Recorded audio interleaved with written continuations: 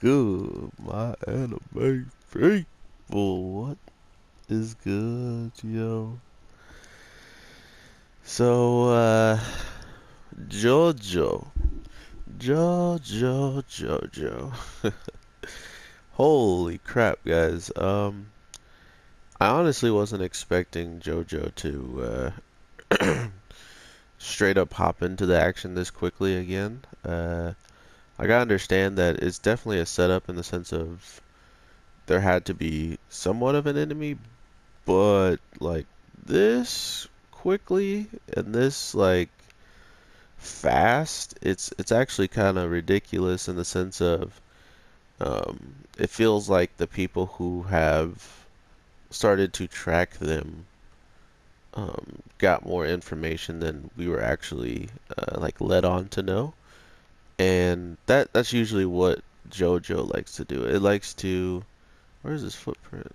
Um, it likes to use those types of like tactics to usually give uh, the crowd the information that they need, or like the audience, just to be like, hey, he did find such and such, and that's why it led to this.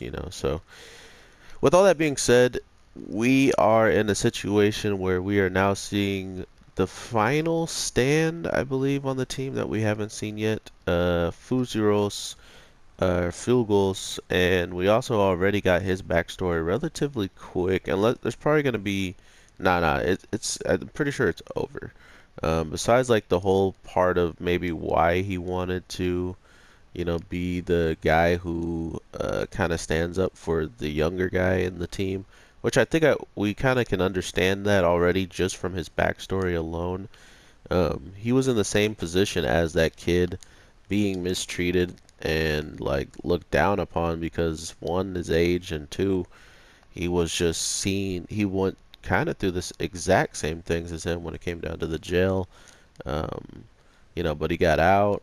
But he didn't get out, I don't think, early. He did his yeah, he actually had to do the time. The guy with Little Bomber, um, and because of that, it's definitely two different experiences that they've gone through, but at the end of the day, they're pretty close together when it comes down to what they've both experienced in the same town, by the same types of corrupt people. And I think that's a really cool way to put their stories together, because at first you're just kind of like, oh, maybe they just, like each other, or maybe he just sees each other as brothers or siblings, and nah, it really seemingly comes down to the fact that uh, they pretty much both would understand where each other are coming from if they ever brought up something about that type of lifestyle. Not to mention, they both were on the streets, like pickpocketing and just trying to live off of whatever they could find and whatever they could eat. So everything is really like running full circle with with both of their characters. And not only that, they both got I think everybody got their stand that we know or that's in this gang by doing the test. So I think that's also why it was kind of a shock to hear that the guy who tests them got killed, or like would kill himself, knowing they know how the test works. So what if someone took the test and followed up after that and straight up took him out? And that's where I think their fear actually comes from, when you see like their shocked expressions of just, well, more Buccietti's, the leader of the group, um, because of just how shocking that is, to think of someone with his power and how protected he is by like the cops and stuff like that. If someone could actually get in and to kill him, that means you got a lot to worry about, not even just the boss. So really interested in that aspect of where, because one guy in the group that we continuously see, the guy who's the crime fighter, Justice Man, he really doesn't trust our new character, Geo, and it's funny to me that he doesn't, because no one, I mean, like, no one kind of does, but his this extent of distrust is definitely made to be shown as the greater one, like as the more, um, easier to tell how it comes off. Like it's not just something that, because the guy who we were watching this week, the blonde guy, he's known to blow like his temper is just to go off. So to then see someone that can kind of hide it or can kind of mask it, losing his temper and really showing his like just position with Geo. It's really fun just to see that dynamic of what they're trying to build upon because not only did he kind of actually explain it, maybe in truth and maybe it was a lie, but he said his piece on why he wanted to leave, and Gio wasn't having it. He was just like, well, even if you did want us to abandon you, I pretty much wouldn't do it. Which I could see this as a good way of him, like Gio, playing on the role of being A, the devil's advocate, and B, just trying to learn more about this. This is the last stand he really needs to actually, um, look upon and learn. I mean, he's already learned the distance, the meter, like how far away he needs to be, for not taking any like true damage. So that's already a problem for the guy who's inside.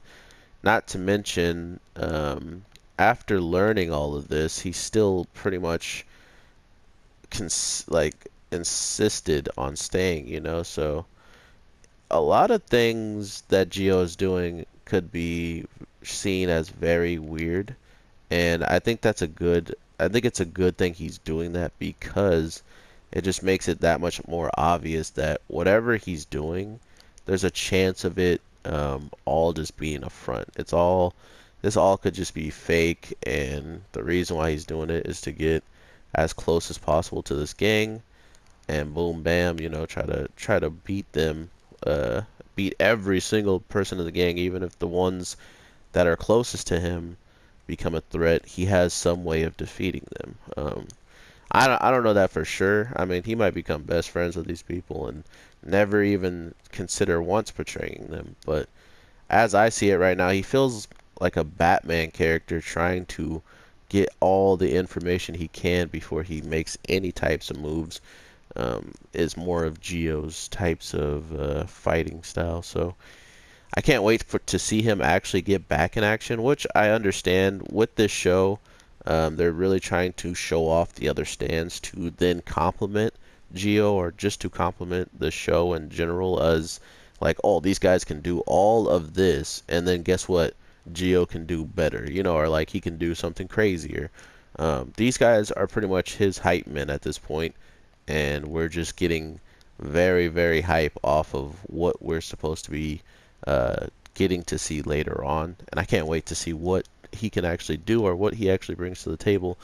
Because at this point in time, him saying that he isn't going to abandon him and stuff like that, he's acting as if he's known these guys forever and he's friends and, like they're buddy buddy. But with this man in the mirror that's actually attacking and stuff, uh, making the guy inside the mirror with him bring out his stand, it also tells him a lot about the guy who's inside, that how dangerous he could be. And if he is that dangerous and stuff, he definitely wouldn't want to be on the run with his back turned or, his defenses lowered at any way, shape, or form, with this man being able to rip apart a group of three and turn them into a group of two while they are all next to each other, all paying attention. So I honestly feel like Gio was definitely right for saying what he said, because not only are they being like followed supposedly, and they didn't know that they were going to get followed in the sense of, what's his face took literally killed the guy who could shrink. He didn't leave him alive. So if he died and this guy still followed you here, what makes you think he hasn't told anybody else about where his whereabouts or like where he's gonna go, so you guys should go there, So it really makes me laugh that the justice guy, the one who supposedly is supposed to be this, like the higher up of Geo, and that's like the card he tried to play. He's like, I'm your superior, you need to listen to me. It's like, well, then you need to start making some better choices, because I'm not gonna die with you because you want to make a dumb decision, So that just seems like always these JoJo characters with their very um, keen. I think they're the thing that JoJo characters do the most is they go off of their instincts more than any characters I really ever see in animes besides like like Goku and stuff like that, like really stupid people that like, huh, he doesn't seem evil, but I I don't know why I feel like he is, stuff like that. But this show does it in a way more clever way that I enjoy and that I feel like anyone can enjoy, which is another why I say people should check it out. Um, Also, I heard that there's a good chance that um, this is going to be a pretty long ongoing thing that we're just going to continuously learn about other people, and whenever turns up, things are just gonna pop off, man. Things are just gonna get crazy, and that makes me really excited because I didn't think I would be enjoying as much of the show as I am by just watching other characters who I wasn't even introduced to, who's not even supposedly the main character. But by the way it is playing out, I can almost say that how can you not consider them the main character at this point, So I really like that they're playing that role or that card to be like, hey, we're not saying these guys aren't the main characters as well, or we're not saying that they are. They aren't saying they aren't, or they aren't saying they are. So you kind of just are left to guess if they are or not, and if Geo will ever just take them out. Um, but yeah, all back now to just the main thing to talk about, the only juicy real stuff in this episode. Purple Haze, but they call him Purple Smoke, um, versus Mirror Man. And Mirror Man seems pretty trash. Like, I understand why he might think his power is better than shrinking, but I hope he was right in line with getting made fun of inside that gang, because not only did he like take this guy into the mirror world and no one can help him, it's like he's he has to be playing around, like he has to be taking it easy somehow and not going for like killing blows, because if this is the case where stands are punching just a physical body and it's not like just wrecking them, doesn't that mean his stand's pretty weak? Like even the little feet guy or tiny feet, or I think it was like Aerosmith was the real name or something cool like that. Um, they really show us that they had the abilities to take out people like humans very, very casually, including by shrinking them and just being able to step on them, or pretty much just looking after cutting them and putting them in a bottle, leaving them with the spider. Like any spider, all of a sudden becomes a deadly weapon to you because of how small they are. Um, but that was the other part, is the little bomber just happened to use projectiles that got weaker when they were smaller. But I mean, if you make someone's fist smaller, like Geo's, he's not going to be able to punch that hard now, is he? Or he shouldn't. I mean, but Geo in that situation could create something much bigger than himself, probably, and that's where he would have destroyed that guy. This mirror guy feels like he just wants them hands. Like, that's all he can really do. He'll drag you into a 1v1 and leave your stand outside and just beat the crap out of your physical body. Like, that's all he does, seemingly, and until he might bust out some other thing. The one thing that was really cool that he did was when Purple Haze was pretty much just swinging wildly, they're in the same exact location as where the mirror is projecting. It's just no one else can see them because of how his stand works. But by destroying things around him, the mirror was pretty much showing the destruction, or it was absorbing the destruction in the outside world and still making it real in that dimension that he created, pretty much. So I'm pretty sure this is like its own like dimension, like its own area, so because no one can get in there besides him. And he said even he chose to bring just him and not the stand. So he separated the stand from him. That was the crazy part of the ability. Or like the only part that I saw like cooler than being able to shrink people was the fact that they can't even use their stand because he chooses to not bring them in the world with him. So that seems pretty broken if you ask me. But with him swinging all these fists at him and beating them up in the mirror world, it just goes to show you that this guy has been through, just like his story, kind of told us.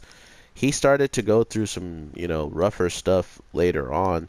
Even though he was a rich, preppy kid that had a high IQ and all this stuff, he still got treated relatively soon to a pickpocketing rat in the in the city.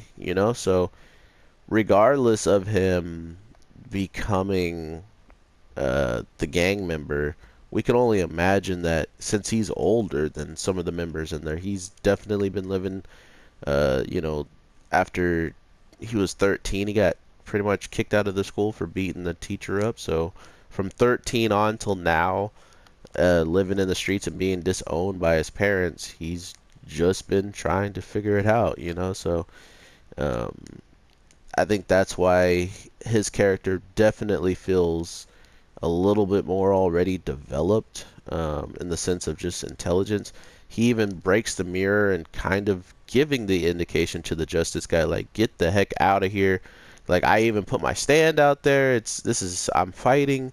Not only that, I'll try to destroy the mirror so you can't even like get pulled in here from that side of the mirror at least. Like maybe he needs to create another mirror, and that might take a little bit of time. He's trying to stall as much as possible, and I think that's where this guy actually might show his rage again for the first time, like outside of doing it on the stand or the other kid on Geo for not leaving, because either A, he's gonna see it as like, oh, you didn't trust that I could handle it myself, or B, it's gonna be, I pretty much showed you as many obvious signs as possible. I even put a stand that was deadly to anybody, and it would enrage if anyone got in range. And we literally see birds just flying overhead, catching the virus and instantly dying. So this stand is no joke, and Geo is just like, oh well, I'm still gonna help you. I'm still gonna stay right next to this deadly stand and try to save you. So that's just how this guy is being like portrayed, and I love that aspect of him. But at the same time, there's gotta be a reason why the justice guy was so like willing to leave, and thinking that everything will be fine. So I'm hoping we see that really soon here. Other than that, though, guys, JoJo was pretty amazing this week. They haven't had many bad weeks, in my opinion. I mean, some people may say differently if you like watch the manga and some of the stuff doesn't correlate or something like that along those lines. But for me, I'm pretty happy and satisfied, and I'm glad you guys are even tuning in. So with that, I am the Anime G. I love to talk about anime, so if you guys comment in the comments down below, I read all the comments. If it is something that you just want to talk trash to me, I understand that's an actual thing. People just love to talk that S. So, I mean, do you, but you're not going to get a reply because I'm just over it. I don't really need it. But if you want to talk about anime and talk about anything that is coming up in the show and stuff like that, I always am here to talk about that type of stuff. I enjoy picking the mind of like just people on this platform in general, because usually you guys have feelings that no one else can convey, and once I hear it and can understand your point of view, it can help me be that much better of an anime reviewer, to be able to see multiple sides. And that's why I love talking about this stuff, and I hope that you guys have a good day, morning, night, whatever the case is, and I will talk to you in the next one. If you choose to subscribe, please drop a like so it helps the video, and share it around if you don't mind. So with that, everybody, I will talk to you in the next one. All right, peace. Oh, I didn't have any power.